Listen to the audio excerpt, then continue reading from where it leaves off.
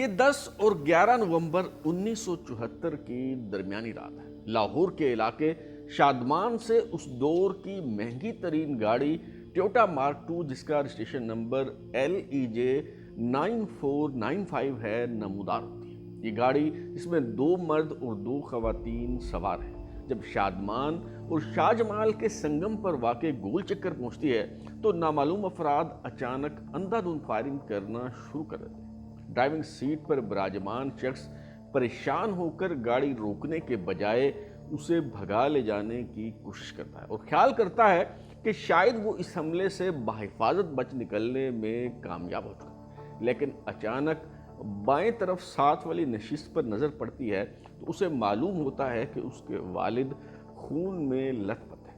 Driving seat پر موجود اس شخص کا نام احمد رضا قصوری ہے اور زخمی ہونے والے اس کے والد جو بعد ازاں اسپتال میں دم توڑ گئے، ان کا نام نواب محمد احمد خان قصوری۔ اس قتل کا مقدمہ اس وقت کے وزیر اعظم ذوالفقار علی بھٹو کے خلاف درج کر لیا جاتا ہے اور بعد ازاں اسی مقدمے میں انہیں پھانسی دے دی جاتی ہے۔ ذوالفقار علی بھٹو کے خلاف قتل کی اس FIR کی حقیقت کیا ہے اور ان کی موت کو عدالتی قتل یعنی جوڈیشل مرڈر کیوں قرار دیا جاتا ہے؟ ان کہی کے اس سلسلے میں ہم یہی جاننے کی کوشش کریں گے۔ اس سلسلے کی پہلی قسط کے ساتھ میں ہوں بلال غوری اور آپ دیکھ رہے ہیں ترازو۔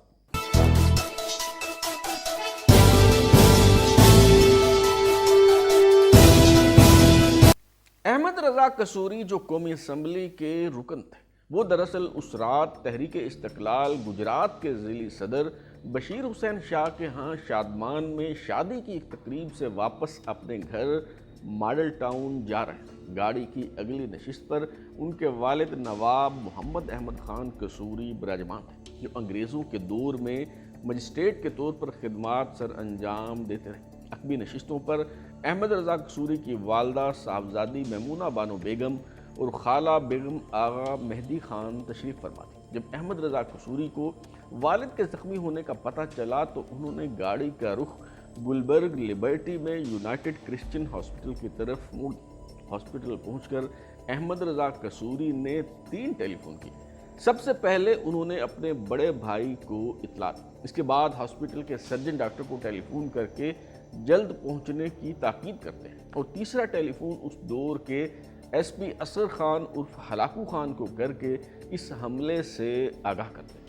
ایک طرف ڈاکٹر بستر مرگ پر پڑے نواب محمد احمد خان قصوری کی جان بچانے کی کوشش کر رہے ہیں تو دوسری طرف پولیس حکام ابتدائی رپورٹ درج کرنے کے لیے MNA احمد رضا قصوری کا بیان لینے کی کوشش کرتے ہیں۔ تھانہ اچرا کے SHO عبدالحی نیازی سوال کرتے ہیں، آپ کو کسی پر شک ہے؟ آپ کے خیال میں یہ حملہ کس نے کروایا؟ احمد رضا قصوری نے کہا، ذوالفقار علی بھٹو ولد شاہ نواز بھٹو سکنہ المرتضیٰ لڑکانہ۔ یہ جملہ سنتے ہی پولیس انسپکٹر عبدالحی نیازی کو یوں لگا جیسے کوئی بم پھٹ گیا ہو یا پھر بھونچال آ گیا ہو۔ اس کے ہاتھ سے قلم زمین پر گر گیا اور اس نے بمشکل خود کو سنبھالتے ہوئے کہا، کی کیا جناب؟ یعنی کیا کہا جناب؟ احمد رضا قصوری نے کہا، آپ نے ٹھیک سنا ہے، موجودہ وزیر اعظم ذوالفقار علی بھٹو نے ہی یہ قاتلانہ حملہ کروایا ہے اور میں ان کے خلاف مقدمہ درج کروانا چاہتا ہوں۔ SHO بیان ریکارڈ کیے بغیر وہاں سے چلا گیا۔ کچھ دیر بعد SP اور DIG نے آ کر کہا، قصوری صاحب آپ اپنے ارد گرد دیکھیں اور بتائیں کس پر شک ہے؟ آپ نے سیدھا وزیر اعظم کا ہی نام لے لیا۔ احمد رضا قصوری نے کہا کہ وہ ارد گرد دیکھ چکے ہیں، FIR کا متن یہی ہوگا ورنہ وہ صبح لاہور ہائی کورٹ سے رجوع کریں گے۔ احمد رضا قصوری کے ماموں جو فوج میں برگیڈر تھے اور وہاں ہاسپٹل میں پہنچ چکے تھے، ان کے ذریعے بھی احمد رضا قصوری کو سمجھانے کی کوشش کی گئی مگر وہ باضد رہے۔ صبح کے 3 بج چکے تھے۔ اس دوران ڈاکٹر نے آ کر اطلاع دی کہ نواب محمد احمد خان قصوری اب اس دنیا میں نہیں رہے۔ صحافی شاہد اسلم کو دیے گئے انٹرویو میں احمد رضا قصوری دعویٰ کرتے ہیں کہ والد کی موت کا سن کر میں پھٹ پڑا اور آپے سے باہر ہو گیا، پاس ہی ڈنڈا پڑا ہوا تھا، میں نے اٹھایا اور SSP جو کہ یونیفارم میں تھا اس کی پیٹھ پر 3-4 مار دیے۔ اس کے بعد DIG کو بھی بھاگتے ہوئے پیچھے سے ایک لات مار دی، وہ بھی گرتا ہوا पुलिस एहलकारों के पीछे जा छुपी। दोबारा बातचीत के बाद बिलाखिर पुलिस ने कह दिया कि वो दरखास्त लिखकर दे दें ताकि पुलिस FIR दर्ज कर सके। तकरीबन रात 3:20 पर अहमद रज़ा कसूरी ने अपने एक हमसाये की मदद से दरखास्त तहरीर और ख़ुद पर हुए माजी के हमलों का जिक्र भी किया और अपने वालिद के कत्ल का इल्ज़ाम वज़ीर आज़म जुल्फ़िकार अली भुट्टो पर लगा दिया। अगली सुबह यानी 11 नवंबर को पुलिस ने जाए वक़ुआ का मुशाहिदा किया और गोलियों के 24 खाली खोल जमा करके तफ्तीश का आगाज़ कर दिया। टोयोटा मार्क 2 कार जिस पर फायरिंग की गई थी उसके मुआयने से पता चला कि ड्राइविंग सीट के पीछे भी कुछ गोलियां फंसी हुई थी, जिसका मतलब था कि अहमद रज़ा कसूरी भी इस कातलाना हमले में बाल बचे थे। पुलिस हुकाम ने हमला में इस्तेमाल होने वाले असलहा का पता लगवाने के लिए गोलियों के खोल उस वक्त के director forensic science laboratory Lahore Nadir Hussain आबदी के हवाले कर दिए, जिन्होंने तज्जिये के लिए उन्हें GHQ रावलपिंडी भिजवा दिया।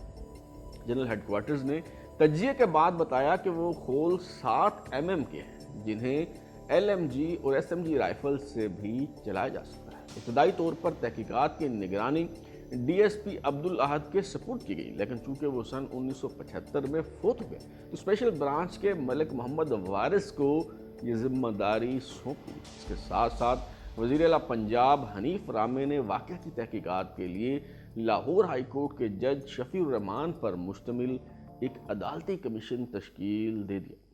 चूँकि यह बात हर किसी को मालूम थी कि जस्टिस शफीउर रहमान जस्टिस मौलवी मुश्ताक के दोस्त हैं और वज़ीर आज़म जुल्फ़िकार अली भुट्टो को पसंद नहीं करते, इसलिए अहमद रज़ा कसूरी को जुडिशल कमीशन पर मुकम्मल एतमाद था और उन्होंने इस कमीशन के सामने पेश होकर अपना बयान रिकॉर्ड करवा दिया। अहमद रज़ा कसूरी ने जुडिशल कमीशन के रूबरू जमा करवाए गए बयान हल्फी में तस्लीम किया कि यह ज़रूरी नहीं कि हमला वज़ीर आज़म के साथ उनकी दुश्मनी के नतीजे में हुआ हो। उन्होंने 4 इक़साम के लोगों के बारे में बताया जो उनके बारे में बुरी नीयत रखते थे। उन्होंने कादियानियों का जिक्र किया जिन पर उन्होंने उस वक्त शदीद हमले किए थे जब कादियानी मसला अपनी इंतहाओं को छू रहा था। उन्होंने कसूर में अपने उन मुखालफीन का जिक्र किया जिसके साथ उनकी देरीना दुश्मनी चली आ रही है। उन्होंने हिज़्ब इख्तिलाफ के चंद अरकान और पीपल्स पार्टी के कारकुनों का भी जिक्र किया जिनके साथ उनके ताल्लुकात इंतहाई कशीदा थे।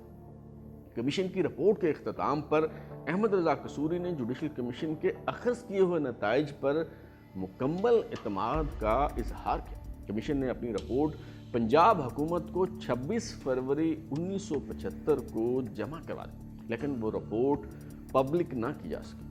अक्टूबर 1975 में तहकीकाती अफसर मलिक मोहम्मद वारिस की सिफारिशात पर यह केस ये कहकर दाखिले दफ्तर कर दिया गया कि नाकाफ़ी शवाहिद की बुनियाद पर मुल्ज़मान का सुराग नहीं लगाया जा सका। जुल्फ़िकार अली भुट्टो ने फांसी से चंद माह कबल जेल से छोटी छोटी चिटों के ज़रिए अपनी याददाश्तों पर मबनी किताब र्यूमर एंड रियलिटी यानी अफवाह और हकीकत लिखी। इस किताब में जुल्फ़िकार अली भुट्टो ने इस मुकदमा कत्ल के हवाले से अपना मौक़िफ़ तफसील के साथ बयान किया है। उनके बकौल ना अहमद रज़ा कसूरी ने और ना ही उनके ख़ानदान के किसी फ़र्द ने 1970 से कबल कौमी, सूबाई और कोई बल्दियाती इंतखाब जीता। अहमद रज़ा कसूरी को 1970 के इंतखाबात में महज इसलिए कामयाबी मिली कि उन्हें पीपल्स पार्टी ने टिकट दिया था। जुल्फ़िकार अली भुट्टो की ये बात दुरुस्त है क्योंकि पहले ही नहीं बल्कि 1970 के बाद भी जब भी अहमद रज़ा कसूरी ने इंतखाबात में हिस्सा लिया उन्हें कामयाबी नहीं मिल सकी बल्कि वो बुरी तरह नाकाम रहे। जुल्फ़िकार अली भुट्टो के मुताबिक दिसंबर 1971 में जब पीपल्स पार्टी ने इक़्तिदार संभाला तो ये राज जाहिर हो गया था कि अहमद रज़ा कसूरी खुफिया एजेंसियों के तनख्वाहदार मुलाजिम थे जो जनरल याहिया की फ़ौजी हुकूमत से फ़वाइद हासिल करने के लिए उनके साथ ताउन करते रहे। बाद में उन्होंने जनरल ज़ियाउल हक का आलाकार बनना मंजूर कर लिया। जुल्फ़िकार अली भुट्टो अपनी इसी किताब अफवाह और हकीकत में लिखते हैं कि अभी मोहम्मद अहमद कसूरी का लहू भी खुश्क न हुआ था कि उनका बेटा चीखता चिल्लाता भुट्टो मुखालफिन के पास गया और उनसे मशवरा किया कि वो अपने बाप की मौत से कैसे फ़ायदा उठाएं। चौधरी ज़हूर इलाही भागे भागे अस्पताल पहुँचे।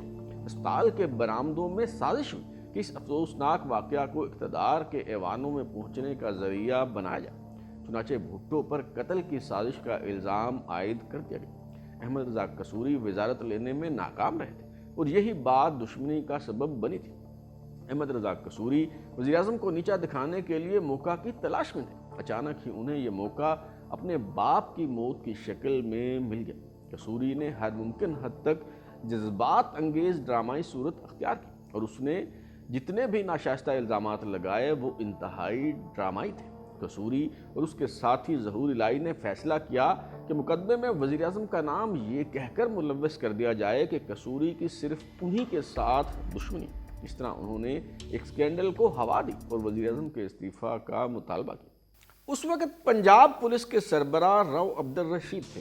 وزیر اعظم ذوالفقار علی بھٹو ملتان کے دورے پر تھے اور آئی جی پنجاب راؤ عبدالرشید ان کے ہمراہ تھے۔ رات 11 بجے کے قریب ٹیلی فون کی گھنٹی بجی۔ آئی جی راؤ عبدالرشید نے فون اٹھایا تو ڈی آئی جی لاہور وکیل خان لائن پر تھے۔ انہوں نے بتایا کہ ایم این اے احمد رضا قصوری کی گاڑی پر حملہ ہوا ہے اور ان کے والد نواب محمد احمد خان قتل ہو گئے۔ احمد رضا قصوری کہتے ہیں کہ اس واقعہ میں حکومت کا ہاتھ ہے۔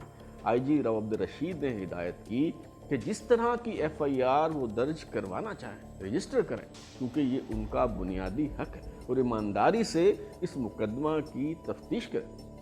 اگلی صبح آئی جی پنجاب راؤ عبدالرشید نے وزیر اعظم ذوالفقار علی بھٹو کو اس واقعہ کی اطلاع دی۔ بھٹو صاحب نے تعجب کا اظہار کرتے ہوئے کہا، کون ہو سکتا ہے یہ؟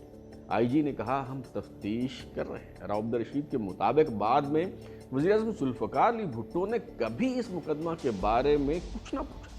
انہیں معلوم ہو گیا کہ ایف آئی آر میں ان کا نام ہے، لیکن نہ تو انہوں نے غصے اور ناراضگی کا اظہار کیا اور نہ ہی کسی قسم کی پریشانی ظاہر کی۔